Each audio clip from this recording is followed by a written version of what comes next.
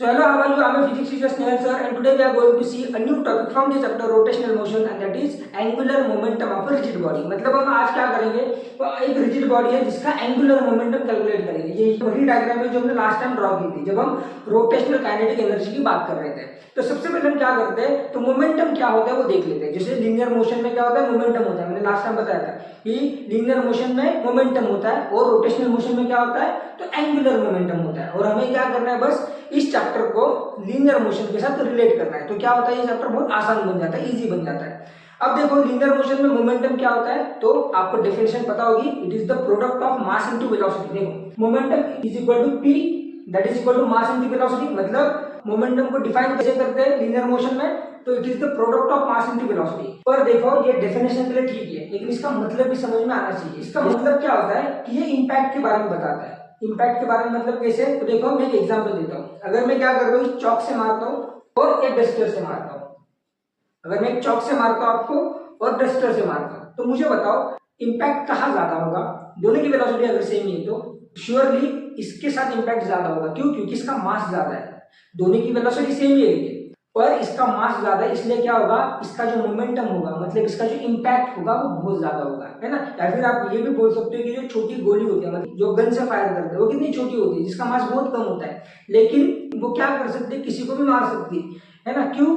उसका मास तो कम है, लेकिन उसके पास क्या होती है, तो वेलोसिटी बहुत ज्यादा होती है। हालांकि और भी चीजें होती है, जैसे कि वहां पे एंगुलर मोमेंटम होता है वगैरह वगैरह, लेकिन अभी के लिए क्या कंसीडर करो कि वो जो गोली है उसका क्या होता है, मास कम है लेकिन वेलोसिटी ज्यादा है। तो ये फाइनल में जो प्रोडक्ट बनता है वो ज्यादा बनता है, और ये प्रोडक्ट ज्यादा मतलब इंपैक्ट ज्यादा, है ना। तो मोमेंटम आपको क्या बताता है, तो इंपैक्ट के बारे में बताता है। तो अब हम क्या करते हैं, जो हमारा मेन टॉपिक है उसके बारे में देख लेते हैं, दैट इज एंगुलर मोमेंटम क्या होता है। देखो जो आपका फाइनल फॉर्मूला होगा वो सेम ही होगा। फॉर एग्जांपल मोमेंटम होता है लीनियर मोशन में, है ना, मोमेंटम दैट इज डिनोट करते हैं पी से। तो रोटेशनल मोशन में क्या होता है, तो एंगुलर मोमेंटम होता है और उसको डिनोट किया जाता है एल से। तो एल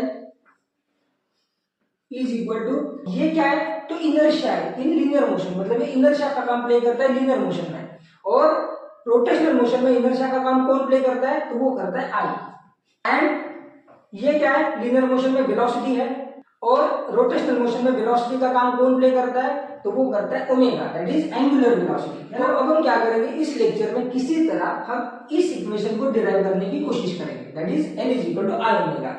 तो अब देखो सबसे पहले मैं क्या करता हूँ, डिफाइन करता हूँ आपके एंगुलर मोमेंटम को। तो देखो जो एंगुलर मोमेंटम होता है वो होता है, it is the vector product of radius vector and linear momentum.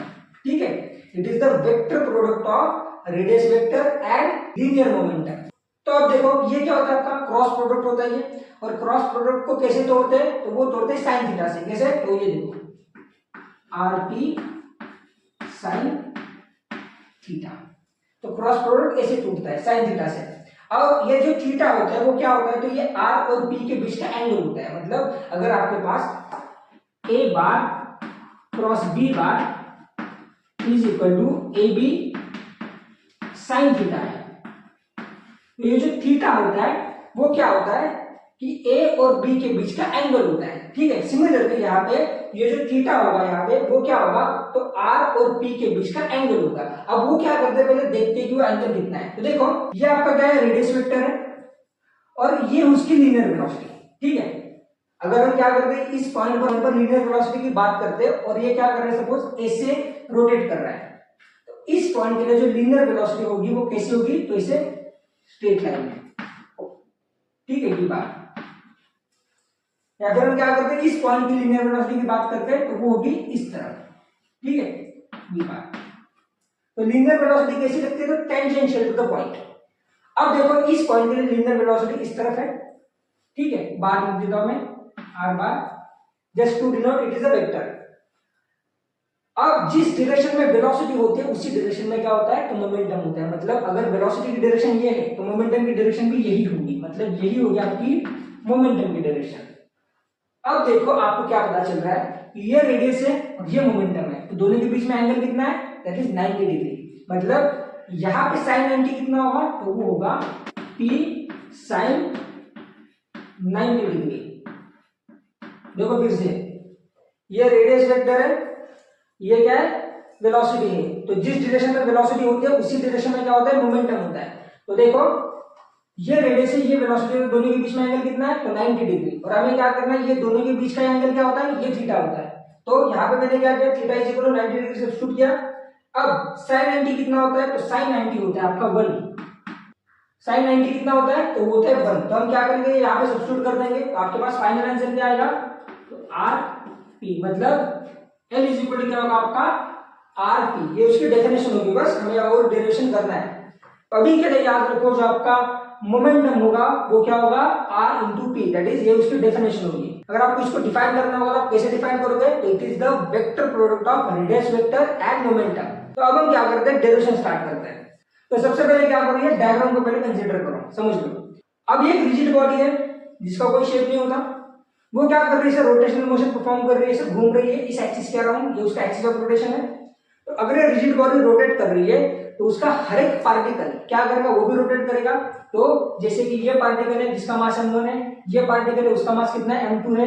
ये पार्टिकल है जिसका मास हमने mn कंसीडर किया है, मतलब वो जो पार्टिकल है वो भी क्या करेंगे? तो वो भी रोटेट करेंगे और उनकी क्या होगी? पर्टिकुलर एक रेडियस होगी। तो इस पार्टिकल के लिए हम कंसीडर करते हैं कि r1 इज द रेडियस, इस पार्टिकल के लिए कंसीडर करते हैं कि rp is the radius, and last particle के लिए हम क्या कंसीडर करते हैं कि rn इज द रेडियस। तो अगर मुझे क्या करना है, उसका एंगुलर मोमेंटम कैलकुलेट करना है, तो हमने लास्ट टाइम कैसे किया था? जब हम रोटेशनल काइनेटिक एनर्जी की बात कर रहे थे तो हमने क्या किया था? हर एक पार्टिकल का individual rotational kinetic energy calculate की थी और बाद में क्या किया था? उसको ऐड कर दिया था। सिमिलरली हम क्या करेंगे, यहाँ पर भी जो सिंगल पार्टिकल है उनका एंगुलर मोमेंटम कैलकुलेट करेंगे, मतलब इस पार्टिकल का जितने भी पार्टिकल्स है इसमें, उन सभी का हम क्या करेंगे? एंगुलर मोमेंटम कैलकुलेट करेंगे और उसके बाद उन सभी को ऐड कर देंगे, ठीक है। अब देखो हम क्या करते हैं, तो अगर हम क्या करते हैं, फर्स्ट पार्टिकल के एंगुलर मोमेंटम की बात करते हैं, तो कैसे कैलकुलेट करूंगा मैं? तो देखो अभी हमने ये कैलकुलेट किया था, L is equal to R B. तो अब हम क्या करेंगे, देखो L1 that is angular momentum of first particle is equal to क्या होगा? R1 P1। ये कैसे किया मैंने? तो यहाँ पे हमने क्या किया है, डेफिनेशन से ये वैल्यू कैलकुलेट करके रखी है, that is L is equal to R P. यहाँ पे हमने क्या किया है, देखो जो फर्स्ट पार्टिकल है जिसका मास m1 है उसके लिए इस डेफिनेशन का यूज करके एक फॉर्मूला बना दिया, that is L1 is equal to R1 P1, where L1 is the angular momentum of first particle, R1 is the radius, मतलब जो रेडियस से वो क्या कर रहा है? रिवॉल्व कर रहा है, and P1 is the momentum of the first particle. अब देखो हम क्या करेंगे यहाँ पे, तो P की वैल्यू सब्स्टिट्यूट करेंगे, P दैट इज मोमेंटम, और मोमेंटम क्या होता है? तो product of mass into velocity. तो हम क्या लिखेंगे, देखो R1 M1 V1। हमने क्या किया, दिस P की वैल्यू जो मास इनटू वेलोसिटी है ये सब्स्टिट्यूट कर दी, where M1 is the mass of the first particle and V1 is the linear velocity of the first particle. अब देखो मैं क्या करूंगा, हमने लास्ट लेक्चर में एक डेरिवेशन प्रूव किया था, that is V is equal to R omega, मतलब V is equal to R omega. ये हमने डेरिवेशन प्रूव किया था लास्ट लेक्चर में। तो हम क्या करेंगे, जहां पे V है दैट इज लीनियर वेलोसिटी, हम वहां पे सब्स्टिट्यूट कर देंगे फर्स्ट पार्टिकल के लिए। तो क्या होगा, R1 M1 as it is, V is equal to क्या होगा, R1 ओमेगा। देखो मैंने फर्स्ट पार्टिकल था इसलिए R1 लिखा, that is the radius of the first particle, M1 लिखा, that is the mass of the first particle, again R1। But मैंने यहाँ पे ओमेगा के लिए ओमेगा 1 नहीं लिखा, तो क्यों? तो देखो यहाँ पे क्या हो रहा है कि वो जो ऑब्जेक्ट है वो क्या कर रहा है, रोटेशनल मोशन परफॉर्म कर रहा है। यहाँ पे ये रिजिड बॉडी है, तो वो क्या करेगा, पर्टिकुलर एंगुलर वेलोसिटी के साथ क्या करेगा, रोटेट करेगा। अब यहाँ पे ऐसा तो नहीं होगा ना कि एक पार्टिकल क्या कर रहा है, थोड़ा तेजी से मूव कर रहा है, और दूसरा पार्टिकल क्या कर रहा है, थोड़ा सा कम तेजी से मूव कर रहा है, फिर स्लो मूव कर रहा है। यहाँ पे हर एक पार्टिकल की वेलोसिटी कितनी होगी, तो उस ऑब्जेक्ट की एंगुलर वेलोसिटी की जितनी होगी, है ना। ऐसा बिल्कुल नहीं हो सकता कि एक क्या कर रहा है, थोड़ा तेजी से मूव कर रहा है, और दूसरा क्या कर रहा है, स्लो मूव कर रहा है। उन सभी की जो वेलोसिटी होगी वो तो सेम होगी, दैट इज एंगुलर वेलोसिटी, क्योंकि लीनियर वेलोसिटी डायरेक्शन पे डिपेंड करती है। तो इस रिजिड बॉडी का हर एक पार्टिकल क्या करेगा, एक पर्टिकुलर एंगुलर वेलोसिटी के साथ क्या करेगा, रोटेट करेगा। इसलिए मैंने क्या किया, यहाँ पे सिर्फ ओमेगा लिखा है, ओमेगा 1 नहीं लिखा। अब देखो R1 क्या होगा, वो होगा R1 स्क्वायर M1 ओमेगा, या फिर हम कैसे लिख सकते हैं, तो M1 R1 स्क्वायर ओमेगा। तो ये क्या होगा, that is angular momentum of first particle, मतलब वो जो फर्स्ट पार्टिकल है जिसका मास m1 है एंड रेडियस r1 है, उसका एंगुलर मोमेंटम होगा। हम क्या कर सकते हैं, सेम तरीके से सेकंड पार्टिकल के लिए भी लिख सकते हैं, that is L2 that is angular momentum of a second particle, दूसरा पार्टिकल मतलब ये वाला क्या होगा m2 r2 स्क्वायर ओमेगा, है ना, where m2 is the mass of the second particle, r2 is the radius of the second particle and omega is the angular velocity. अब मैं क्या करता हूं इसमें हटा देता हूं और n पार्टिकल के लिए लिखता हूं that is ln is equal to mn rn square omega, that is जो आपका nth पार्टिकल है ये वाला लास्ट वाला, उसका क्या है ये एंगुलर मोमेंटम है, where mn is the mass of the nth particle, rn is the radius of the nth particle and omega is the angular velocity जो सभी के लिए कांस्टेंट होगी। अब देखो हमने क्या किया, इंडिविजुअल एंगुलर मोमेंटम कैलकुलेट किया, हर एक पार्टिकल का इंडिविजुअल एंगुलर मोमेंटम ने कैलकुलेट किया। अब हम क्या करेंगे, यहाँ से उन सभी को ऐड कर देंगे तो मुझे क्या मिलेगा, टोटल एंगुलर मोमेंटम। ठीक है, मतलब अब मुझे क्या करना है, इन सभी को ऐड करना है, L that is total angular momentum of rigid body is equal to L1 plus L2 Ln। तो अब आपको क्या करना है, ये बस L1 L2 और Ln की वैल्यू यहां से सब्स्टिट्यूट करनी है। तो देखो क्या होगा, m1 r1 square omega plus m2 r2 square omega plus mn rn square omega. अब देखो ये ओमेगा सभी जगह पे है, ओमेगा ओमेगा एंड ओमेगा, ये क्या है सभी में कॉमन है, तो मैं क्या कर सकता हूँ, इस ओमेगा को कॉमन बाहर ले सकता हूं, तो मुझे क्या मिलेगा m1 r1 square plus m2 r2 square plus mn rn square into bracket omega. क्या यहाँ पे जो ओमेगा जो सभी में था उसको क्या क्या कॉमन बाहर निकाल दिया। अब देखो ये जो टर्म होती है उसको हम क्या बोलते हैं, तो I that is moment of inertia, तो ये होगा आपका I and omega as it is equal to क्या होगा L। देखो where I is equal to क्या होगा, where I is equal to m1 r1 square plus m2 r2 square that is I is equal to summation over I from 1 to n m I। तो ये क्या होता है आपका, तो वो होता है आपका moment of inertia, that is it is the product of mass into radius. तो हमारे पास इक्वेशन क्या है देखो, तो L is equal to I omega और हमारी ये इक्वेशन क्या है, तो P is equal to m into V। अब देखो P is the momentum in linear motion and L is the angular momentum in rotational motion, m is the inertia in linear motion, I is the moment of inertia in rotational motion, v is the velocity in linear motion। Similarly यहाँ पे क्या होगा, omega is the angular velocity in the rotational motion। तो ये तो था आपका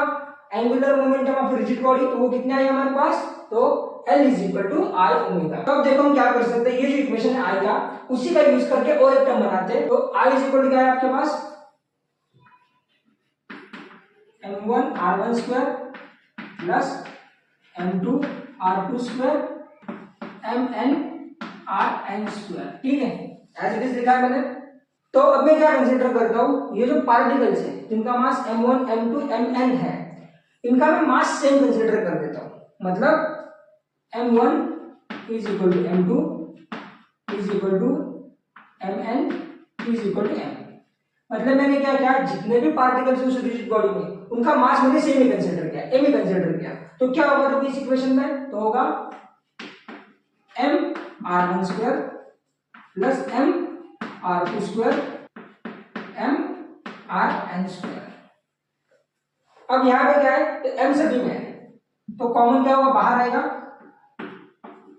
into bracket r1 square plus r2 square plus rn square. मैंने क्या किया, जो m जो सभी में था उसको कॉमन बाहर निकाल लिया। अब देखो इस इक्वेशन को मैं स्मॉल n से मल्टीप्लाई भी करता हूं, डिवाइड भी करता हूं, तो क्या होगा,